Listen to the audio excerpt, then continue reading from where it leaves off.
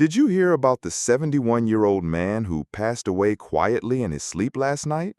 He had no known health issues, spent the evening like any other, laughed with his family, watched a little TV, went to bed. But by morning, he never woke up. His loved ones were stunned. He seemed fine. But here's what most people don't know. After age 70, our body becomes more fragile in ways we can't always feel. Certain nighttime habits that seem harmless can silently raise the risk of stroke, heart attacks, or even sudden death. And the scariest part? We don't even realize we're doing them. In this video, we're not here to scare you. We're here to protect you. Together, we'll explore 7 common bedtime habits that may quietly harm your health after 70. Some might shock you. Some may be things you or someone you love have done for years.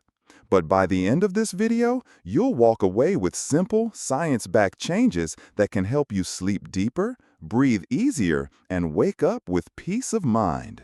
Because bedtime should be a time of healing, not a silent risk.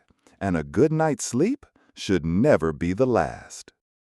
You know that feeling? You finish a nice, hearty dinner. Maybe a little pasta, maybe something fried. It's late, but you think, no big deal, I've done this for years. Then you head to bed, turn off the lights, and expect a peaceful sleep. But what if that late meal was silently working against you? Especially if you're over 70. You see, after age 70, our bodies change. Digestion slows. Our metabolism isn't what it used to be. What once took a couple of hours to process now takes much longer, and that changes how our bodies respond to food. Here's what most people don't realize. Eating a heavy meal too close to bedtime doesn't just cause discomfort. It can trigger acid reflux, disrupted sleep, and even heart strain, all of which increase the risk of serious conditions like heart attacks and strokes while you sleep. Let me paint a picture. Imagine it's 9:30 p.m. You've just finished a big plate of spaghetti and meatballs. It felt comforting, familiar, maybe even nostalgic. But when you lie down shortly after, your stomach is still working overtime. Instead of allowing your body to drift into deep, healing sleep, it's digesting, producing acid. Your intestines are contracting. Your heart rate stays elevated. Now layer that over the fact that as we age, our bodies don't keep acid down as easily. So it rises, slowly, silently, into the esophagus. That's why so many older adults experience nighttime heartburn, coughing, or even choking while sleeping. And over time, that reflux can damage the throat, weaken respiratory function, and even lead to aspiration pneumonia, a condition that's especially dangerous for seniors. But that's not all. Late-night meals can also spike blood sugar levels, especially if you're living with diabetes or prediabetes. When your blood sugar swings during sleep, it disrupts hormones, damages blood vessels, and interferes with your body's ability to rest and repair. It's not just about discomfort, it's about risk. So, what can we do instead? Here's a simple rule of thumb. Try to finish your last full meal at least 3 to 4 hours before bedtime. That gives your body time to digest before it lies flat for the night. Still hungry later? Choose something light. A small piece of banana, a handful of almonds, a cup of warm herbal tea. These options are easier to digest, and some can even promote sleep naturally. Comment. Now, you might be wondering, is this really such a big deal? Let me ask you, have you ever woken up in the middle of the night with a pounding heart, dry throat, or stomach discomfort? It may not be stress.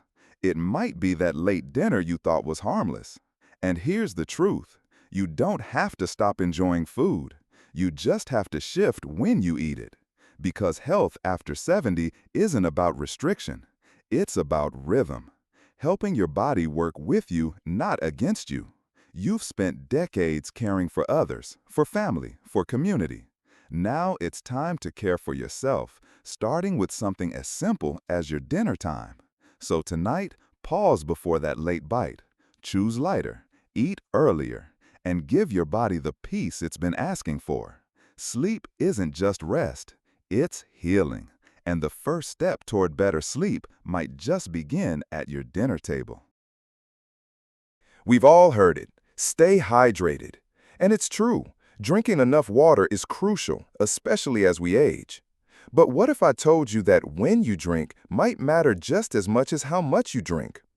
Tonight, let's talk about a habit that seems harmless, even healthy. But for those of us over 70, it might be quietly sabotaging our sleep and even putting our safety at risk. I'm talking about drinking too much liquid before bed. Now you might be thinking, how can water be dangerous? Well, the issue isn't the water itself. It's what happens after, especially in the middle of the night. You see, as we get older, our bladder doesn't function like it used to. The muscles are weaker, it holds less, and even small amounts of fluid can feel urgent. That means if you drink a big glass of water, or tea, or juice before going to sleep, you're more likely to wake up at 1 a.m. or 3 a.m. or even multiple times throughout the night. And that's where the real danger begins. Let me ask you, have you ever gotten up too quickly at night, felt dizzy, or had to grab something for balance? That's not just fatigue. It could be a sudden drop in blood pressure, known as postural hypotension. It happens when we stand up too fast after lying down, and it's a major cause of falls among seniors. Falls that lead to broken hips, head injuries, hospital stays, all because of one trip to the bathroom. But it doesn't stop there. Waking up frequently also disrupts our sleep cycle. Every time you turn on the light or walk to the restroom, your brain gets confused. It starts suppressing melatonin, the hormone responsible for deep, restorative sleep. Less melatonin, more tossing and turning, more fatigue during the day. And over time, memory problems, high blood pressure, and even faster cognitive decline. In fact, studies show that older adults who wake up multiple times each night are at greater risk for dementia. And yet, the solution is surprisingly simple. PIN. Instead of cutting out water entirely, because hydration is still essential, try shifting your hydration schedule. Drink most of your fluids early in the day, especially between breakfast and lunchtime. Then, start reducing your intake after 5 or 6 p.m.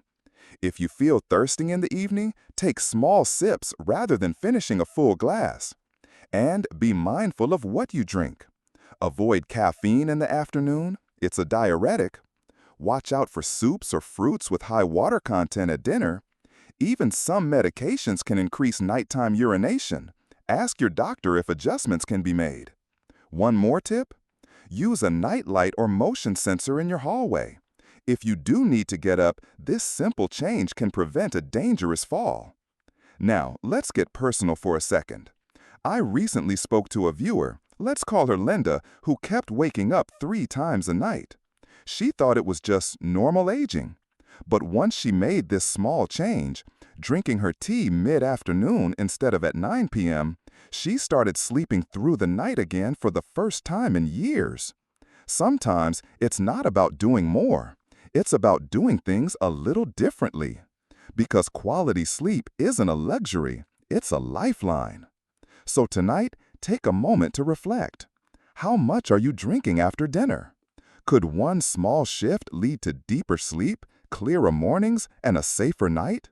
Try it. Let your evenings be lighter, not just in what you eat, but in what you drink. Your body, your heart, and your mind will thank you. Have you ever woken up in the middle of the night drenched in sweat, heart racing, struggling to get back to sleep? It might not just be a bad dream or a warm blanket. It could be a silent threat that many older adults overlook, sleeping in a bedroom that's too warm. Let's talk about it, because the temperature of your room isn't just about comfort. It could be affecting your heart, your brain, and the quality of your sleep every single night. As we age, our bodies naturally become less efficient at regulating internal temperature. We don't sweat as effectively, our blood vessels respond more slowly. That means even a few extra degrees in your room can tip the balance, especially when you're sleeping. And unfortunately, this subtle shift can lead to more than just tossing and turning. A room that's too warm can raise your heart rate and put unnecessary strain on your cardiovascular system. Your body, instead of focusing on deep healing sleep, is working overtime to stay cool. For someone in their 70s or 80s, this added burden may increase the risk of nighttime heart events like arrhythmias or even heart attacks. Think about Frank, a 76-year-old retiree who kept his thermostat at a cozy 75 degrees Fahrenheit and bundled up in heavy blankets each night. He thought he was just a hot sleeper, but what he didn't realize was that he was waking up tired, groggy, and even slightly dizzy in the mornings, not because of age, but because his body wasn't getting true rest. This isn't just about feeling refreshed, it's about protecting your health. The solution? Cool things down. Experts recommend keeping your bedroom between 60 to 67 degrees Fahrenheit, 15.5 to 19.5 degrees Celsius. That's the sweet spot where your body can naturally lower its core temperature, signaling the brain to enter deeper sleep cycles. Here are a few simple tips to create a cooler, safer sleep environment. Use lightweight, breathable bedding like cotton or bamboo instead of thick synthetic comforters. Sleep in moisture-wicking pajamas. Open a window for fresh air or use a quiet fan to circulate air. Avoid heavy meals and alcohol close to bedtime. They both increase body heat. Also, try to keep your room dark and quiet. A calm environment enhances melatonin production and makes it easier for your body to cool down. Comment. Let's reflect. When was the last time you checked your bedroom temperature? Could the reason you're not sleeping well be as simple as too much heat? We often spend time adjusting our diet, exercise, and medications, but forget that something as simple as room temperature can be a game changer. So tonight, take a moment to notice your sleeping space. Make a small change. Lower the thermostat. Switch out your blanket. Open that window. Because a cooler room isn't just more comfortable, it could be the reason you wake up healthier tomorrow. In the next part, we'll dive into a habit most people never think about, how your sleeping position might be affecting your heart and lungs while you sleep. Don't miss it. Let's talk about something you probably haven't thought much about: how you sleep. Not how long, not how deeply, but the actual position you sleep in. It turns out, the way you position your body at night can have a serious impact on your health, especially as you get older. Think about it. You spend about a third of your life in bed. If your sleeping position is putting pressure on your lungs, your heart, or your spine, that's hours and hours every night where your body is under unnecessary stress. Let's start with the most common but riskiest position: sleeping on your back. For seniors, this can be especially dangerous. When you lie flat, gravity causes your tongue and soft tissues in the throat to fall backward. This can partially block your airway and lead to something called obstructive sleep apnea, a condition where your breathing stops and starts repeatedly during the night. It often goes undiagnosed, but it can drastically increase the risk of high blood pressure, heart disease, and even sudden cardiac events. Meet Robert. He's 76 and always preferred sleeping on his back. But his wife noticed he'd sometimes stop breathing during the night and then suddenly gasp for air. At first, he brushed it off as snoring. But after feeling increasingly tired during the day, he went in for a sleep study and found he had moderate sleep apnea triggered by his sleeping position. Even sleeping on your right side, while better, can still cause subtle pressure on the heart, especially for those with existing heart conditions. Over time, this may affect circulation and even lead to fluid buildup in the lungs or legs. So what's the safest way to sleep? Experts recommend sleeping on your left side. This position reduces pressure on the heart, supports better digestion, and keeps the airway more open. It's especially helpful for people with acid reflux or GERD. And if you find it hard to stay in one position all night, here are a few helpful tips. Use a body pillow behind your back to prevent rolling over. Elevate your head slightly with a supportive pillow to keep your airways open. Place a pillow between your knees to reduce pressure on your lower back and hips. The takeaway? Something as simple as your sleeping position can either support or sabotage your health. Take a moment tonight to notice how you fall asleep and how you wake up. If you're feeling groggy, stiff, or out of breath, your sleeping posture might be the silent culprit. Because real rest isn't just about sleep, it's about sleeping the right way. In the next part, we'll uncover one more habit, so common, so overlooked, and yet deeply tied to your long-term well-being. You won't want to miss it. Let me ask you something. What's the last thing you do before falling asleep? For many of us, it's scrolling through our phone, watching a YouTube video, or catching up on late-night TV. But if you're over 60, this seemingly harmless habit might be doing more harm than you realize. You see, screens emit something called blue light, a type of artificial light that tricks your brain into thinking it's still daytime. And here's the problem. Your brain needs darkness to produce melatonin, the hormone that helps you fall and stay asleep. The older we get, the more sensitive our bodies become to changes in light and routine. That blue glow, it's like hitting the brakes on your body's natural wind-down system. And over time, this can lead to chronic insomnia, disrupted sleep cycles, and worse, long-term memory decline, daytime fatigue, and even increased risk of depression. Let's take a real example. Janet, a 68-year-old retiree, used to unwind every night by watching TV in bed until she fell asleep. But after a while, she noticed she was waking up groggy, forgetful, and needing naps during the day. Her doctor pointed to one thing: screen time before sleep. Once Janet cut out the screens an hour before bed and switched to gentle music and journaling, she started waking up rested for the first time in years. So what can you do? Experts recommend turning off all screens at least 60 minutes before bedtime. That means phones, tablets, TVs, even e-readers with backlight. Instead, fill that last hour with calming, melatonin-friendly habits. Read a physical book, yes, the old-fashioned kind. Do a short meditation or gentle stretching. Listen to soft music or nature sounds. Reflect with a journal or practice gratitude. These small shifts send your brain a powerful signal: it's time to rest now. So tonight, try something new. Set an alarm not just to wake up, but to power down. Protect your sleep like you protect your health. Because good sleep isn't just a luxury, it's your foundation for sharper memory, better mood, and longer life. In our next part, we'll uncover another habit that quietly disrupts senior health, one that's hiding in plain sight every night. Stay with us. Let me ask you something you may have never considered. Do you go to bed with cold feet? It might seem like a small thing, an odd discomfort, a minor chill at the end of your legs. But what if I told you that cold feet at bedtime, especially for older adults, can quietly sabotage your sleep and even your heart health? As we age, our circulation naturally slows.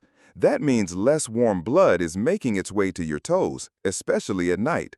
And while you may think it's just a matter of comfort, it goes deeper. Cold feet can actually lower your body's core temperature, making it harder to fall asleep and stay asleep. Think about it. Have you ever tossed and turned in bed, unable to get comfortable, and then realized your feet were like ice? It's not just annoying, it's biological. When your feet are cold, blood vessels constrict, and your body struggles to enter the relaxed state it needs for deep sleep. Think about it. Have you ever tossed and turned in bed, unable to get comfortable, and then realized your feet were like ice? It's not just annoying, it's biological. When your feet are cold, blood vessels constrict, and your body struggles to enter the relaxed state it needs for deep sleep. But it doesn't stop there. For seniors with heart conditions or poor circulation, this disruption can trigger nighttime cramps or even increase the risk of stroke due to uneven blood flow and elevated blood pressure as your body tries to compensate. Let's take Margaret, 78. She always thought her restless nights were from age. But after her daughter gave her a pair of light wool socks for Christmas, she started sleeping through the night. Her doctor said it wasn't just coincidence. Warming her feet helped stabilize her core temperature, calm her nervous system, and ease the load on her heart. So what can you do?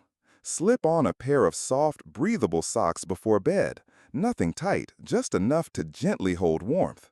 Use a warm water bottle or low-heat foot warmer at the end of your bed.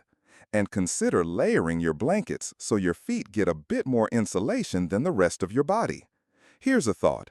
We bundle up our children before bed. We tuck them in and make sure their little feet are warm. But when do we stop doing that for ourselves? Maybe it's time we return to that simple act of care. Because restful sleep isn't just about quiet, it's about comfort, circulation, and feeling safe in your own body. So tonight, as you prepare for bed, ask yourself, are my feet warm enough to rest easy? Sometimes the smallest things can make the biggest difference. In the next part, we'll uncover the final bedtime habit that could be putting your health at risk without you even knowing it. Stay tuned. Let's take a moment. We've walked through 7 bedtime habits, things that may seem small: eating late, drinking too much water, a warm bedroom, sleeping in the wrong position, screens, cold feet, and anxious mind. They may not sound dangerous, but over time, these little choices quietly erode your sleep and your health. Here's the good news. You don't have to change everything overnight. Sometimes, just one adjustment makes all the difference. Eating dinner earlier, turning off the TV an hour before bed, wearing socks, deep breathing. Start with what feels doable. Idea: what bedtime habit are you ready to change tonight? Leave a comment below. Your story might inspire someone else. Because better sleep doesn't begin with a big transformation. It begins with one gentle choice. Please, if you found this video helpful, please like, share it with someone who needs it, and don't forget to subscribe. Your support helps us continue making meaningful, healing content like this. See you in the next video, and may you sleep peacefully tonight.